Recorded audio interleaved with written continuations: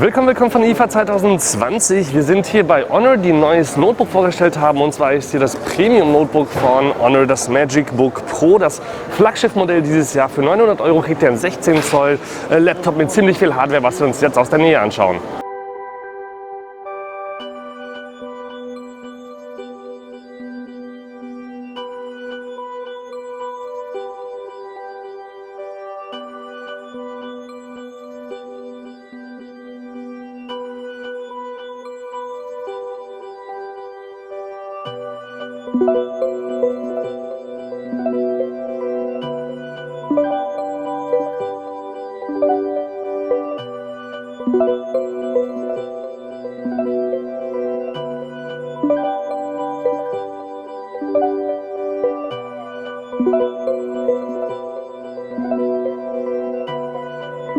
So wie ihr sehen könnt, von hier haben wir außen wieder mal ein schönes Metallgehäuse mit dem Honor-Logo drauf. Dieses Mal ohne den blauen Strich an der Seite, der so abgeschliffen ist, sieht aber trotzdem sehr gut aus und natürlich ist es auch fingerfreundlich zwecks, dass es uns nicht schneidet. Dann haben wir aber natürlich auch ein paar Anschlüsse, richtige USB-Anschlüsse an der Seite und zweimal einen Kopfhöreranschluss.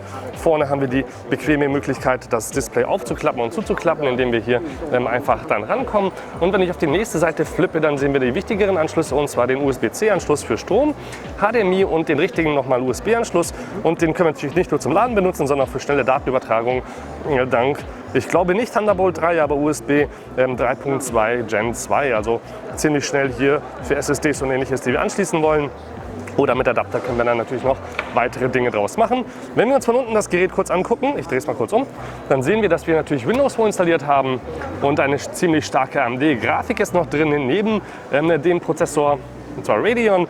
Hier kommt ein bisschen Luft rein, damit das Ganze natürlich schön gekühlt wird, und wir haben starke hier Gummifüße, damit wir auch einen stabilen Sitz oder Stand haben dann auf dem Tisch. Von innen seht ihr den 16 Zoll Bildschirm mit 100% sRGB Farbauflösung matt. Mir gefällt, dass es matt ist und nicht touch ist. So kann ich es auch hier wunderbar bei viel Licht, wie ihr sehen könnt, einsehen. Dann haben wir 90% Screen-to-Body-Ratio, also wir haben 90% von dem Bildschirm, das ganze Gerät ist. Das ist ziemlich gut, das heißt, das Gerät ist eigentlich kleiner, wie jetzt 16 Zoll aussagen würden. Ich würde jetzt sagen, es ist ungefähr so ein 14 Zoll Laptop in der normalen Größe, wenn es einen dickeren Rand hätte.